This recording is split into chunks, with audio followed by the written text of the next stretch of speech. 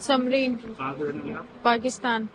तो आप कहाँ कब आई थी इंडिया ट्रेनिंग के वीजे के लिए? मैं सितंबर में आई थी, 1.5 महीने की वीजा पर। कहाँ पर? यहाँ अपने मामू के घर होने, तो उनके मतलब शादी हो गई फिर मेरी, और 6 महीने के लिए मैंने नूरी वीजा के लिए अप्लाई किया था, पर मुझे दिया नहीं गया नूरी वीजा, मतलब मैं पेंडिंग पर थी। तो अब अचानक से बोल दिया कि अब जो हैं वो जाएंगे। वहाँ जब वापस जा रहे किस वजह से वापस जा रहे हैं? वही कि अभी मेरी आई नहीं ना, LTP वीजा नहीं आई ना मेरी, इस वजह से मुझे जाने को बोल दिया। आपकी शादी इधर हुई है? हाँ, शादी इधर हुई है आप मेरी। रहते पाकिस्तान, वीजा रहती पाकिस्तान में। तो जो हालात हुए, जो हमला हुआ था उसको कैसे देखते हैं आप? भाई जिन्होंने किया है, मैं तो कहूंगी उनसे जाके पूछा जाए, इसमें हमारा क्या कसूर है, हमें क्यों निकाला जा रहा है, हमें क्यों सजा दी जा रही है, हमारे साथ जो हो रहा है इसका जिम्मेदार कौन होगा? अच्छा, तो उनकी गलती से रिश्ते बट गए आपस में, जो प्यार बना था खत्म हो गया।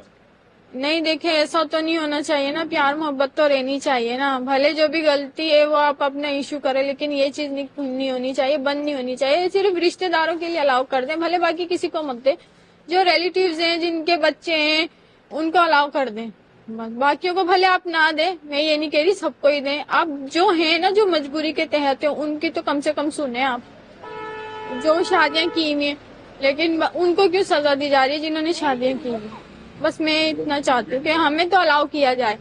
तो जो ऐसे धर्म के नाम पे लड़ते हैं, बाकियों को भी तंगी, उनके लिए क्या सजा होनी चाहिए? क्या भाई जो कानून में लिखी गई है उनके लिए वो सजा होनी चाहिए। मैं तो ये कहती हूँ, भले चाहे धर्म के नाम पे लड़े, किसी चीज के भी नाम पे लड़े, उनके लिए वही सजा होनी चाहिए। लड़ाई तो हर जगह ही हो रही है, कहाँ नहीं हो रही, सब जगह ही हो रही है। पर ये चीज गलत है ना? पर ये चीज तो है ही गलत। मैं तो ये कह रही हूँ, सख्ती होनी चाहिए, मतलब सुरक्षा भरपूर होनी चाहिए, तो आगे से मौका ही ना मिले किसी को है। मैं तो यही कहना चाह रही हूँ ना कि सर, आगे से मौका ना दिया जाए किसी को, सुरक्षा अपनी ऐसी लेकर चले भाई ये। लेकिन मैं कहती हूँ, हमारे जो रिलेटिव्स है ना, बस उनको अलाउ कर दिया जाए, बाकियों को भले आप ना दें। बल्कि जो रिलेटिव्स हैं, जिनके बच्चे हैं, मामू चाचा ताए हैं, उनको अलाउ किया जाए।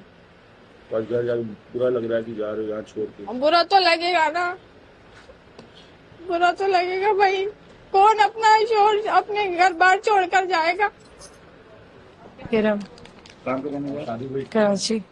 तो आप कब आए थे इंडिया में? कितने दिन का वीजा मिला था? कहाँ पे आए थे आप? इंडिया में दिल्ली शादी हुई हुई है, बेटा है, हस्बैंड है। शादी को 10 साल हो गए। कितने साल? 10 साल हो गए शादी को। ठीक है। तो आज किस वजह से वापस जा रहे हो? ड्यू टू कोविड मेरा वीजा एक्सपायर हो गया था। LTV अप्लाइड था, नूरी वीजा पर गई थी, लेकिन कोविड हो गया था, बेटा साथ था, प्रॉब्लम्स की वजह से वापस नहीं आ पाई थी। अब 5 साल बाद मुझे वीजा मिला था, और अभी आए हुए सिर्फ 5 to 6 डेज ही हुए थे कि अब वापस जा रही हूँ। क्या वजह बताई वापस जाने की? जो अटैक हुआ? ये सब अटैक की वजह से। लेकिन मैं तो नूरी वीजा होल्डर थी, पर यहाँ कोई एप्लीकेशन वगैरह एक्सेप्ट नहीं करी।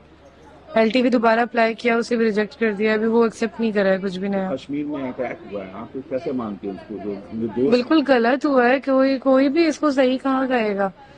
जो हुआ है वो तो गलत हुआ है, इंसानियत के खिलाफ है।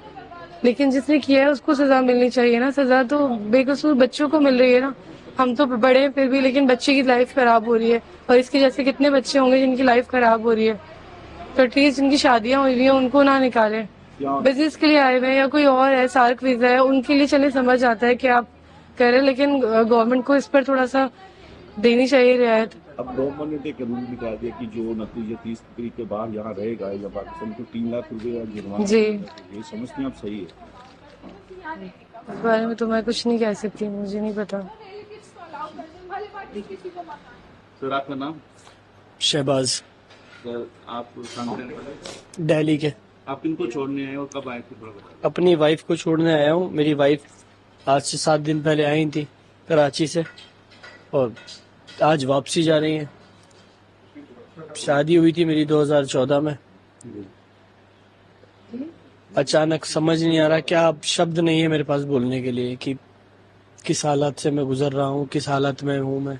कोई समझने वाला नहीं है। बच्चे भी? मैं एक बेटा है मेरा 7 साल का। मेरे को तो ये लग रहा है कि भाई करा किसने और भुगत कौन रहा है। इस मासूम बच्चे की गलती क्या है, इस माँ की गलती क्या है, और ये हमारी गलती क्या है। ये नहीं बोल रहा ये अच्छा हुआ, जो हुआ गलत हुआ, उस पर मैं भी गिल्टी हूँ बिल्कुल। ये बहुत गलत हुआ, किसी के साथ भी हुआ, मेरे घर में भी होता तो मुझे दुख होता। लेकिन उसकी सजा ना सबको नहीं मिलनी चाहिए। जिसने किया उसको मिलनी चाहिए। ये जो धर्म के नाम पे लड़ते हैं ऐसे आप रिश्तों में फिर उनको क्या होना सजा दे? धर्म के नाम पे तो देखो हर जगह चल रहा है ये, और ये लोग चलाने वाली भी सरकार है। हम में से कोई है कुछ लोग, अब 5 मुसलमान है तो 4 हिंदू हैं, अब वो 4 हिंदू अपनी बात करेंगे, मुसलमान अपनी बात करेगा। यहाँ पर कोई ये नहीं करता कि एक दूसरे को जोड़ के चले। क्या होना चाहिए जुड़ के चलना? जोड़ के चलना चाहिए, जब ही चल पाओगे। अगर आप समझोगे कि अलग अलग करके चल पाओगे तो कहीं नहीं चल पाओगे। अभी क्या है, भेदभाव करोगे, आपके साथ कोई बैठेगा नहीं, मैं आपको बाइट नहीं दूंगा, समझ रहे हो। अगर मेरे अंदर भेदभाव होगा, आप नॉन मुस्लिम हो, मैं मुस्लिम हूं, मैं आपसे बात ही नहीं करूंगा। लेकिन ये कब तक नहीं चलेगा, ये बताओ आप। ये सब चीज अच्छी थोड़ी है। ये हमारे बच्चे पे क्या भाव पड़ेगा? हमारा बच्चा भी तो यही देखेगा, यही करेगा बड़ा होके वो भी। तो ये सब चीजें अच्छी नहीं है कि इंसान को इंसान से कंपेयर किया जाए। वो भी एक इंसान है, आप भी एक इंसान हो। ये सब गलत हो रहा है, बहुत गलत हो रहा है। अब उस मासूम बच्चे से पूछो उसके दिल पे क्या बीत रही है। अभी 6 दिन पहले उसकी मम्मी आई थी, अब वो वापसी जा रही है। 6 साल बाद उसका बच्चा माँ से मिला था बच्चा वो। अब उससे पूछो कि उसके दिल पे क्या बीत रही होगी। हम तो क्या जैसे तैसे करके मैनेज कर लेंगे, बच्चा थोड़ी मैनेज कर पाएगा। बच्चे को तो दोनों का प्यार चाहिए। बच्चा ना माँ के बिना रह सकता, ना बाप के बिना रह सकता। आप फॉर एग्जाम्पल अपने ऊपर ले लो, आपका बच्चा, आप कैसे रह लोगे आप बच्चे के बिना? कोई नहीं रह सकता। ये बहुत गलत हो रहा है, बहुत गलत हो रहा है।